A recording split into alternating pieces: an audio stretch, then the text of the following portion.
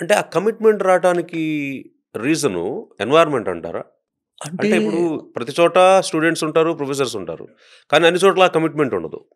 ఎందుకంటే ఏదో చెప్తున్నారు, చేస్తున్నాం, వచ్చి కరెక్ట్. వెళ్తున్నాం అనే ఉంటది గానీ, కరెక్ట్. ఆ కమిట్మెంట్ రావడానికి గల అంటే ఇట్స్ అన్ కారణాలేంటి? Extraordinary set of professors. నన్ను చాలా స్ఫూర్తినిచ్చిన వాళ్ళు, నాకు నా జీవితంలో పెద్ద మలుపు తీసుకొచ్చిన వాళ్ళు మా ప్రొఫెసర్స్. అంటే ఒకరిద్దరని కాదు, అందరూ కూడా. అంటే అసలు అక్కడ ecosystem, culture, value system ఎలా ఉండేదంటే, మీరు 24 గంటలు పేషెంట్సు, వాళ్ళ భవిష్యత్తు, వాళ్ళ వాళ్ళ మంచితనం, దాని గురించి ఆలోచించడం. తర్వాత అంత బిజీగా ఉన్నా కూడా, అంత పని ఒత్తిడి ఉన్నా కూడా, మళ్ళీ స్టూడెంట్స్‌కి చదువు చెప్పడం, హ్మ్. వాళ్ళకి ఆహ్, నేర్పించడం.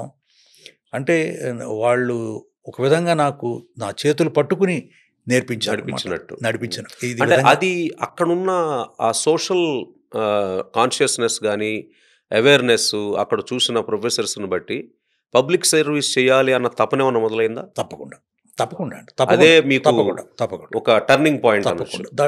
అది అంటే ఒక పక్కన క్లినికల్ ఎక్సలెన్స్‌తో పాటు ఈ పబ్లిక్ హెల్త్. హ్మ్. ఈ పబ్లిక్ హెల్త్‌లో major implications social and economic factors. Hmm. Disease causation ముఖ్యంగా 70, 80 సంవత్సరాల్లో అప్పటికి మనం ఇంకా ఈ డయేరియాలు, హ్మ్.